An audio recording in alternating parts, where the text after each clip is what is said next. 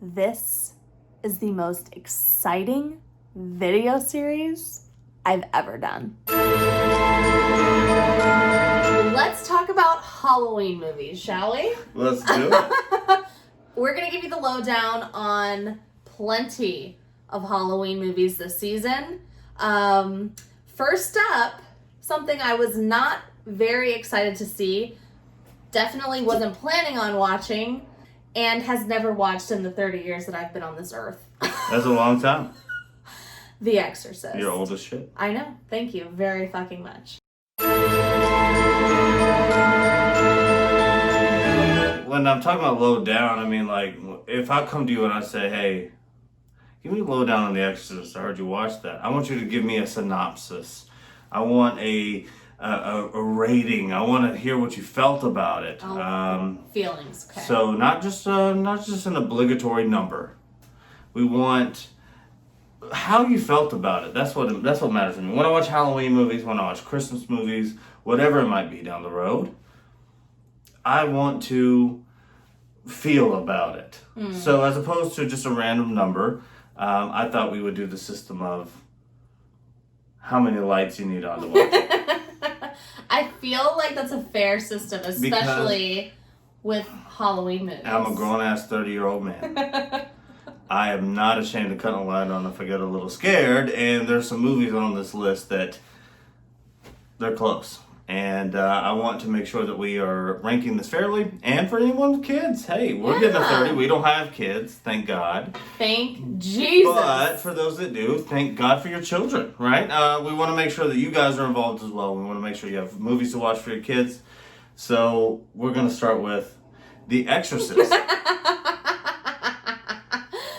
Definitely not a movie for kids. Definitely, but we will get to that. Yeah, we will get to that shortly. It's probably taking you, actually the entire time we've been together, 4 years to get me to watch this I've mentioned it several times. Because I do not watch anything that involves exorcism, possession, the devil. Anything like that. If your eyes roll back into the back of your head, like, I'm not watching it. For sure. And just for the guys out there, this is my get out of watching the movie. So when your girl says, hey, do you want to watch a movie? And you don't, you bring up the movie you know they won't watch. And for me, for the longest time, it was The Exorcist. Like, hey, baby, do you want to watch a movie? Yeah, you want to watch The Exorcist? Yeah, maybe we'll just watch football. Perfect. But now, until the game is over. the other day. The game is over. The gambit is up. But actually, you know what? I'm feeling brave today. Okay. And I am going to watch The Exorcist. I feel like we should talk about when it came out. You know what I'm saying? Like, give like a brief. Yeah. So basically, I think this was in the late 70s. It was based on factual information. I think it may have been a true story. I can reference the laptop, and then we can get back after I do some research. So, The Exorcist, 1973, directed by Will Friedkin. Not a big director. No. Not a lot of huge titles in his name. Some indie films, some good films, probably. Never, I don't know. But this one starts off kind of slow. I thought the beginning was slow. I remember this being terrifying. The last time I had to actually watch this movie, I was not even old enough to drive. This was the first time I've ever seen this. The movie was scary to me. So I thought, hey, she's pressuring me into this deal. Let me give her a movie this is going to really set us off. We hit The Exorcist, and the first hour and a half is the slowest. I felt like I was watching Charlie Brown.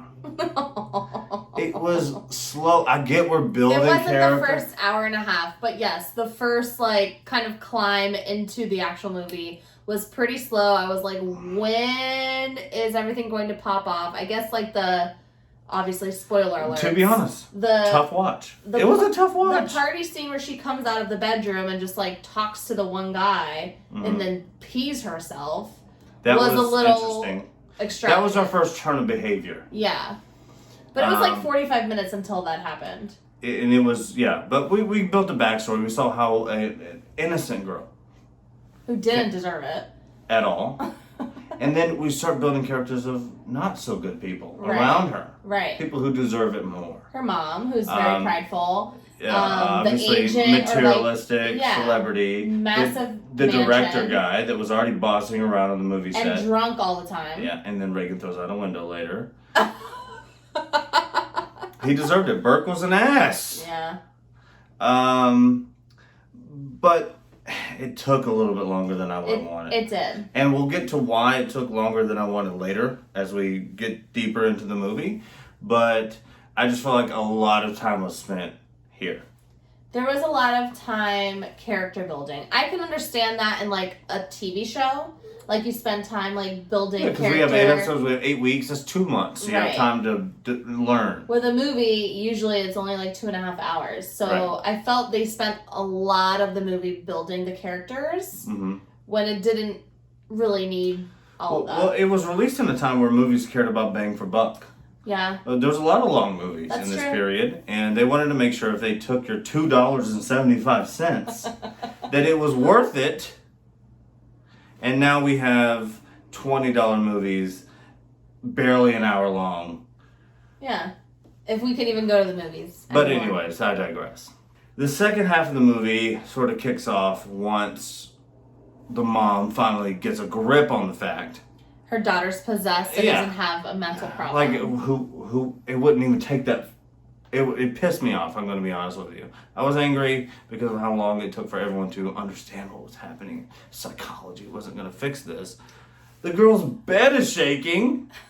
There's eyewitnesses. With you on it. The temperature of the room is different than everywhere else around you. Why did it take so long? It frustrated me. Here's why it took so long.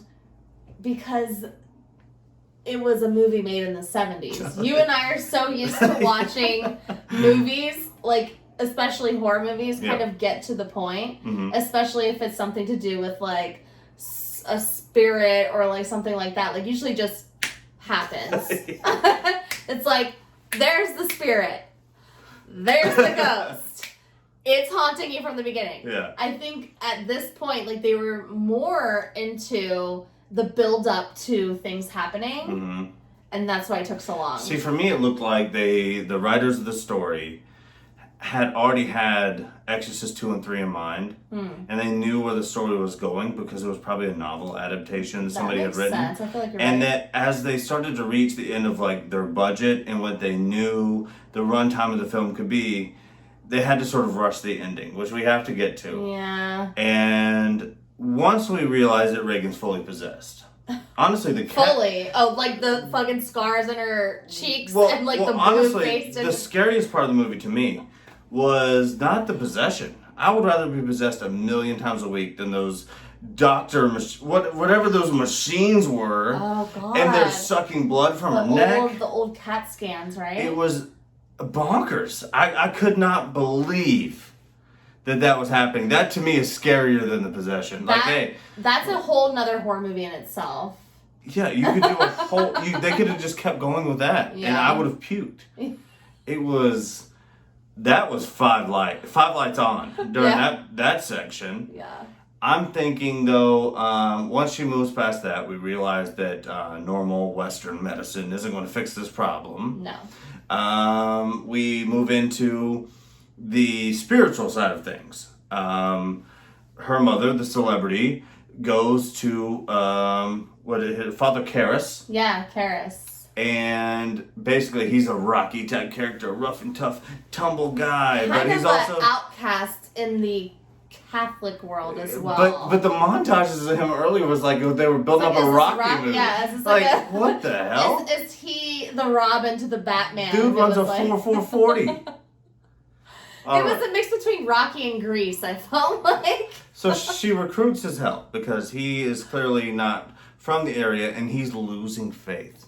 That's his main story sort of early. Totally. And it looks like Reagan and her possession is going to bring him back. And so he says, no, girl, you're crazy. She's not possessed. It's too hard to get an exorcism. Goes to the church and they're like, hey, we might have something here. they go overseas and get the guy we saw in the very beginning of the movie. Yeah. Father Merrin. And Father Merrin is a holy dude to the T, travels the world, only searches sacred black magic sort of. He's been doing this a really long time. Like if Instagram was around during this time, he would have like 100 million followers. I agree. and it would be lit. People knew who Merrin was. So Father Merrin gets involved and becomes the head exorcist on the case. And Father Karras is going to assist him because they feel like they need someone with psychology, a psychiatrist background. Someone who can deal between the spiritual side of what they're hearing and the real world side of what they're hearing, which is a great role for him. But I don't feel he executed at all when we came into the end. He had like 5 lines. He got kicked out of the room. Dude couldn't handle it. So his mother died recently. The demon starts spewing his mother's name, talking in his mother's voice. He freaks out. Done. And Merrin warned him too. And all this Rocky build-up, rough and tumble guy, power of the devil. I mean, come on, dude. You know it's not your fucking... It's not your mom. It's a kid show. It's a kid show, first of all. And I'm sorry for saying that. But it is not his mother speaking to him. But Merrin kept saying, don't listen to the demon. And then the demon Don't pay lies. attention. Don't make lies of truth. Yeah. Good devil knowledge out there for you kids out there tonight too. But he knew that wasn't the case. And he was letting it get to him. What he did was crumble. And then once he crumbled, he felt so insecure about the fact that he crumbled in the courage in front of the devil that he said, take me, and then leaps out of the window. Wait, you missed a very important part. He got casted out, and then when we go back into the room, Reagan, aka the devil, took out Merrin. And that's when... Yeah. No, you're right. I skipped over a very crucial part. And that's when Homeboy snapped. So basically, Karras is getting all pissed off because his mom is talking to him. So then Merrin kicks Karras out of the fucking room. Yeah, he gets booted, like you said. He's out. And he's like contemplating his life on the stairs. But there's some commotion going on. Merrin pops in the bathroom, hits 2 Xannies right out of the 10. I swear to God, this has happened. It's a fact. He's calm as can be. Walks back in that room like Slick Rick. Boy, just, come on, devil, you ain't got it today. But he had it for him. He really did. Spraying holy water. And he's just fucking splatting holy water. Just fucking, the squirt emojis. Just girl in your DMs. Yes. And then all of a devil sudden snaps straps and kills him. We assume because we didn't get to see it. We don't know that happened. Anything could have happened. He could have just overdosed. The dude just snorted 2 Xannies on the bathroom sink. Comes back in the room and dies. That's a little graphic. Kid show. Well, honestly, the kids need to know what's going on out there. And this is something crazy. We don't know how he died. We don't know. And Father Karras comes back into the room. It's safe to assume the devil that was inside Reagan killed Father Merrin. Because she's sitting back looking at him, huffing, puffing, all weird. Just not sitting back. She was sitting on the edge of the bed, looking and laughing. She looked like me if I forget my inhaler before I go to bed, and I'm just like wake up at 2 o'clock in the morning, just like. She was like giving that weird, like intense look. But anyways. Oh God, that's so true. No, it's a fact. But anyways, Father Karras comes back in, sees Merrin laying on the floor, dead. ¿Por qué? ¿Qué estás haciendo aquí? Dude looks at the devil-possessed Reagan. She's still a little girl. No ties though. But free. she's still a little girl. Free in the room. Anyways, to choke you the fuck out. Kind of weird. I don't know if this will be able to be filmed today. He grabs her off of the bed, throws her onto the ground. Wails on her. Boom. then the devil starts to show himself. And Kara says, "Take me! Take me!" And then it comes back, his face is all weird. Obviously, the devil's inside of him. Launches himself out of the window, which is the same way that Burke died. The homicide detective, where's his story? Yeah. The homicide detective He's just nosy. But he doesn't believe in the paranormal. I mean, he's like, He actually, no, which is stupid, because how can you actually think a 12-year-old girl would just push some random dude out of the window? I don't think he thought, I mean, he's going to be searching this crap for years, because he's never going to know that this was a spirit that possessed a little girl. Her mom is privileged. Flew her off to Europe before you could even know it. Oh, she doesn't remember anything. The rest of us do. We all remember what happened. The house members just left on to be on about their way. The real villain in this movie is Reagan's mom.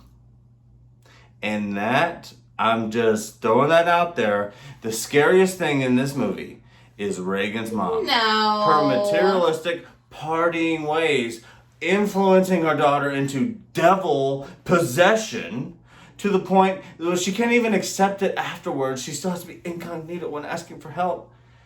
Afterwards, just hops in a Mercedes and we're just going to go to Europe and like forget this thing ever happened. I'm telling you right now, put a bleep over this, Lauren. Put a bleep over this. Reagan's mom. After all of that, we got to go back to the scoring system we mentioned in the beginning of the video. Yes. It's a lights on system. So, out of 0 lights on to 5 lights on, what would you rank The Exorcist original? I'm going to give it a 3 lights out of 5. It's scary at parts. I'm just... Man, the build up and then into the end. And the end was very scary, but I didn't have to flick on lights to the end, so I didn't have enough time. I would say I had enough time to flick on 3.5 lights. I'm going to go with 4 lights on out of 5. This is the first time I've ever seen this classic film. My anticipation going into it was I'm going to be terrified. And it just turned out to be, you know, kind of like that classic 70s horror film, which isn't a bad thing. But I think as we get into these newer horror films and like realism of like some of these exorcism and like possession films, I'm probably going to have to broaden the scale. But for me, The Exorcist is 4 out of 5 lights on. Okay, so our first score, we have an average of 3.5 lights. So that's a review. If you feel like we should be reviewing some other movies, or if you have any suggestions, drop a suggestion in the comments. Go ahead and like and subscribe to the channel, and we will talk to you next time. Yeah, what's your favorite scary movie? Great question, Dave.